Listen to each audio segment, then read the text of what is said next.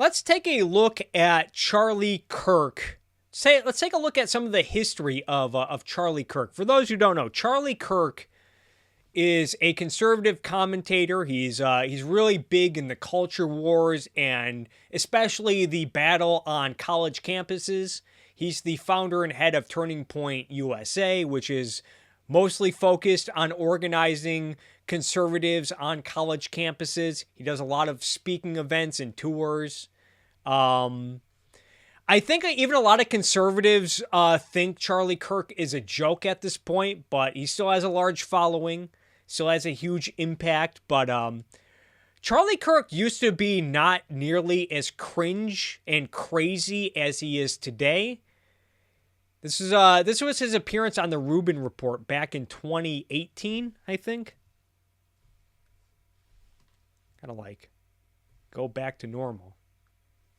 Yeah, I think this is 2018, even though, what is with YouTube? I gotta expand this just to see the date. January 18th of 2018. Let's take a look at this. All right, let's shift. And this is just a clip from this is something that David Rubin does. He'll do hour, 2 hour long interviews, post that, and then he'll split it up into different parts and then repost them, which is not bad, but, This clip of an interview, I think, has 100. See, now I got to do the thing again where I expand it just to almost 200,000 views. But it's probably had more than that since. Okay. A little bit to some religions. Okay. You are a Christian conservative. That's correct. Just that phrase triggers a certain amount of people. So first off, what is a Christian conservative? Yeah, which always stuns me. So I do a lot of campus tour. I'll tell you a quick story. A lot of campus tours, and I go through my litany of what I call hard truths told by Charlie Kirk, and I'll say, socialism is the greatest killer of humanity in the last 100 years, and I'll say free enterprise is the greatest economic system ever. And then I'll say 3 words. Yeah, Charlie Kirk used to be a lot more focused on economics, which is what attracted me to him at first. And I remember he used to not really talk much about religion, and even when he started to, it wasn't really in a way of trying to mix religion with his politics. And it drives them so crazy. Oh. I say, God is real. And it's like they just start shaking. They're, ah! The left, they don't know how to handle it. And half the place loves it, half the place hates it. I don't know why that's so triggering. So I'm a Christian, first and foremost. I believe, Jesus Christ is the Son of God, and he came down, and he died for all our sins, and we have a good documentation of that, and we could debate and discuss that, whatever. But as a Christian, I believe that, we are called to try to advance the kingdom of God and the ministry of Jesus Christ to as many people as possible and as peacefully as possible, obviously, right? So that's how I try to live my own personal life and make my own personal decisions. As a conservative, I'd say... Let me pause you there for a second. Yeah. So I don't see you proselytizing religion, though, in the public way. I've heard you speak before. Sure. And I've never heard you push that. So I say it every so often when asked, but I look at my speaking no different than sometimes doing a job, right? So a plumber, electrician, that is... Yeah, so this used to be Charlie Kirk. He used to be like, yeah, I'm a religious guy, but I keep it to my personal life. I'm not going to bring it into my professional life, into my political commentary. Not going to tell every person he turns around the corner like, hey, have you heard the great news of Jesus Christ? You know what I mean? So you don't want to be too offsetting and off-putting, but I also try to, through some of my platforms, talk about my personal beliefs, no matter how triggering it might be to other people. And on my campus tours, I try to, advance. But of course, I could probably do a better job of it. But with that being said, I would consider myself more as a conservatarian, which I find to be a new breed of, ideology, which you and I talked about, and some people... Yeah, he was starting a new brand, mixing libertarianism with conservatism. Have already been labeling themselves as such, and I find no contradiction between my Christian worldview and my political philosophy. In fact, I find great amount of synchrony, actually, between what I believe theologically and what I believe spiritually and religiously, to also what I advocate for politically, which is essentially the non-aggression principle and... Oh, non-aggression principle. Believing in... Really appealing to the libertarian elements within the rights back in 2018. Productive people in free societies should be able to make your choices as you see fit, as long as you're not harming someone else. Yeah, that's not bad. how did Christians end up as so much of the butt of what the left hates? Because you can open up every day another BuzzFeed article mocking Isn't it horrible? white Christians and Mike and HuffPo and they all love me, by the way. Oh yeah, they must love you. They must. The fact it's nuts. But how did that happen? Well, so I think what happened is that Christian conservatives fell for a trap that they really should have rejected, which is we might hold these truths very near and dear to our heart, theologically and biblically and spiritually and religiously. But I think where the line was crossed is in the 60s and 70s and 80s, where we tried to impose those beliefs through government policy. You hearing this? Let's hear that again. And hold these truths very near and dear to our heart, theologically and The conservatives made a mistake for decades. Biblically and spiritually and religiously. But I think where the line was crossed is in the 60s and 70s and 80s, where we tried to impose those beliefs through government policy. Yeah, it's not good to impose religious beliefs through government policy. And it was a mistake for conservatives to even do so because it ended up, I think he's going to get to this, it ended up creating a backlash from the so-called left. And it gave, I would say it probably gave a lot of people on the left some legitimate gripes to cash in on. Where people then inherently have a rejection to it. Similarly, how people are rejecting the left, imposing their crazy worldview upon us. Mm-hmm. Yeah, and as I always say, the left wants it both ways too. When it's convenient for the left, whenever they want to defend things like same-sex marriage and abortion and all that stuff, a right to get to buy contraceptions, then they'll even when the left stands up against stuff like blasphemy laws, they'll thump their constitutions, they'll thump their pocket constitutions, and rightfully say whatever happened to separation of church and state.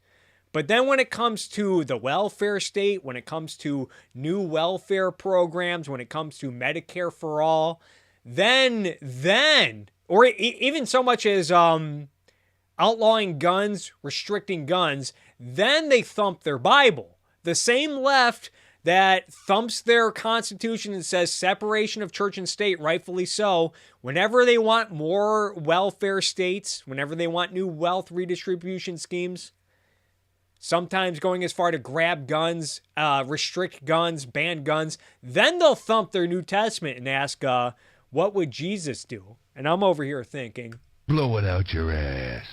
Right? Whatever happened to church and state, guys? I think that was a big mistake because it created this kind of counter-revolution. Now, you could say that the lefts they're mainly doing that as a rhetorical gotcha. But what good is it? Okay, the conservatives are hypocrites, the left are hypocrites.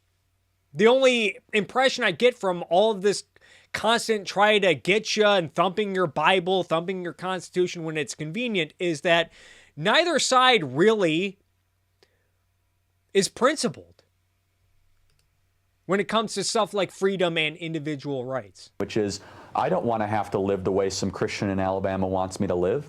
Does that make sense? So it is, right? I think that was a big mistake because it created this kind of counter-revolution, which is, I don't want to have to live the way some Christian in Alabama wants me to live.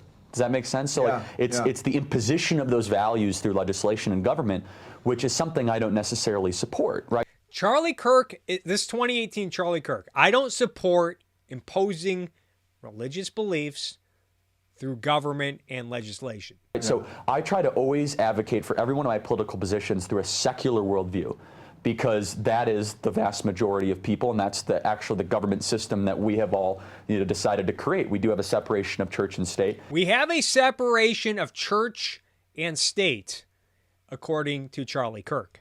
And we should, in 2018 at least, support that. With that being said, I can still have my own personal opinions, my own personal, ways to go about changing public policy. But when we start to say we should support this law because it's the Christian thing to do, that is, I think, that has turned people off for the last 30 years. It's turned people off. What does it say also about Christians? Although I guess it sounds like Charlie Kirk only believes in this because for pragmatic reasons. Like, oh, we don't want to do that because then it might turn people off. It's not because he honestly believes in it. So why do I bring all of this up? Well, Charlie Kirk used to be in favor of a separation of church and state back in 2018 when he was on Dave Rubin.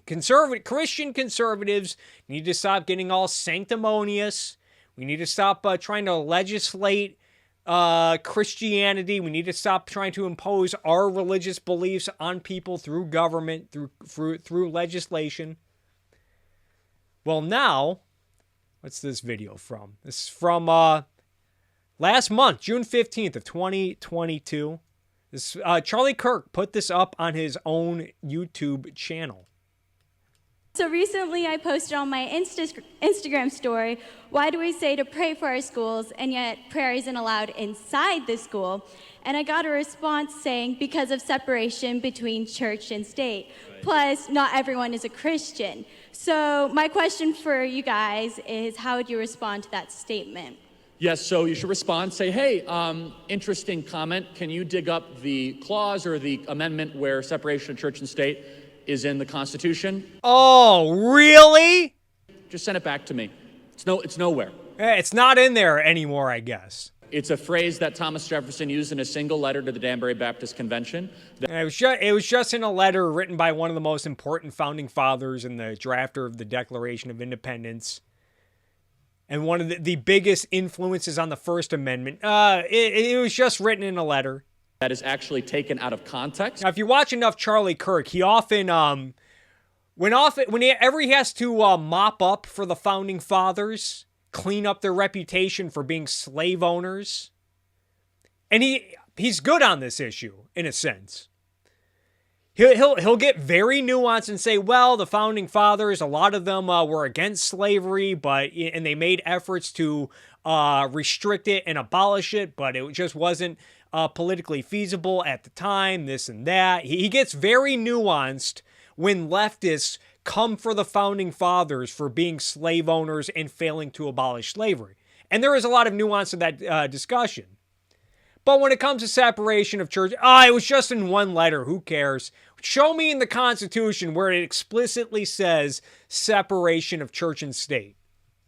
It was resurrected by the atheist secular movement in the 1960s and 70s by the Warren Court and the Burger Court to remove prayer in schools. The second thing you should send them the prayer that used to be in school.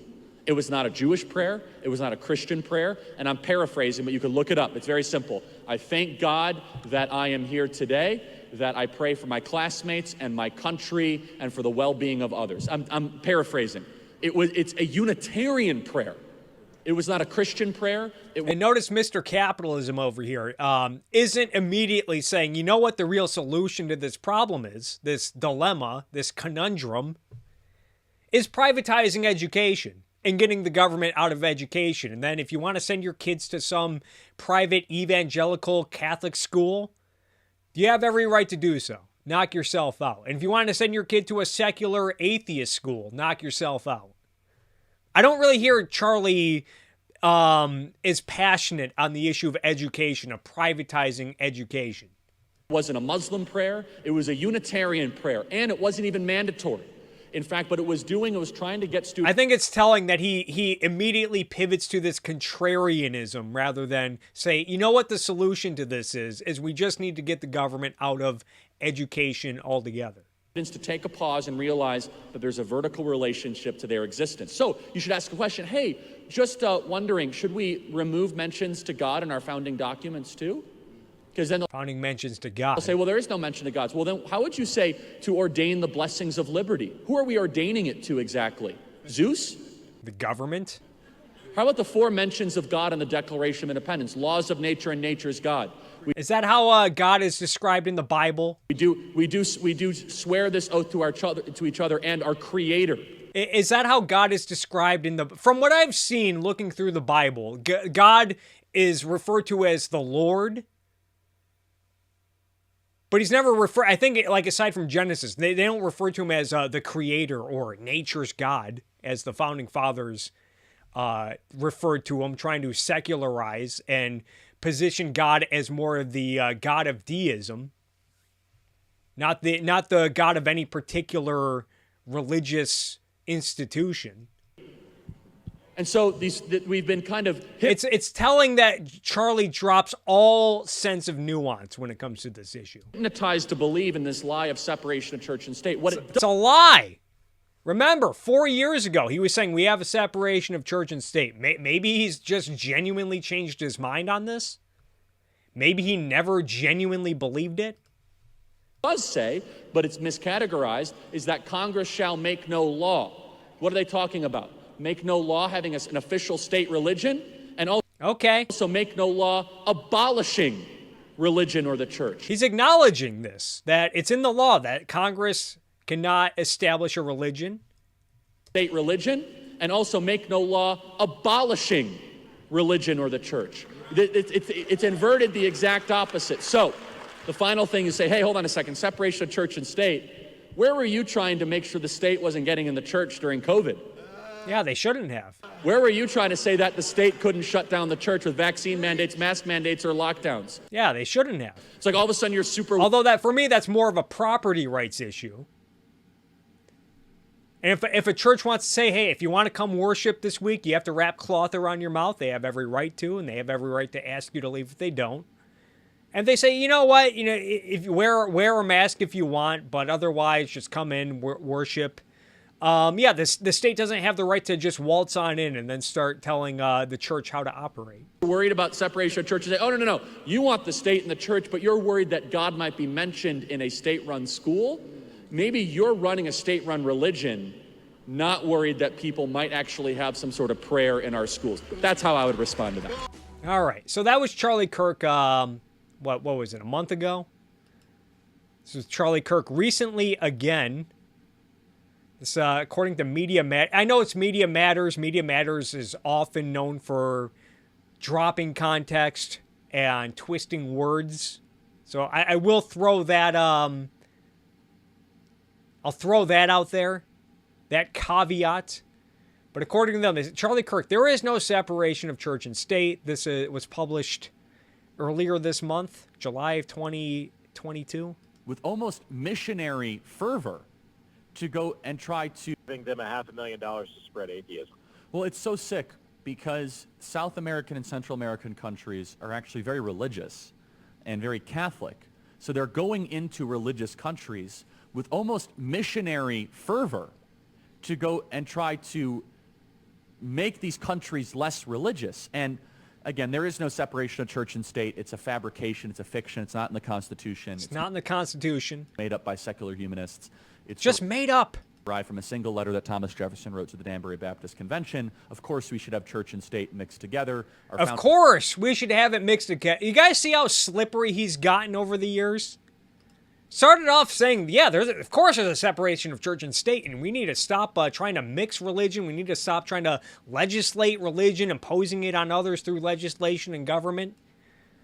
Then he went to just contrarianism. Well, it's not technically in the Constitution. It's not technically in the Constitution, like word for word. Show me in the Constitution where it says that that there's a separate. It was just in one letter that Thomas Jefferson wrote, okay? And now he's straight up saying, of course we should mix church and state. It's a fiction. It's not in the Constitution. It's made up by secular humanists. It's derived from a single letter that Thomas Jefferson wrote to the Danbury Baptist Convention. Of course, when he mentions the First Amendment in this one, he says, government, they can't establish and they can't abolish a particular religion.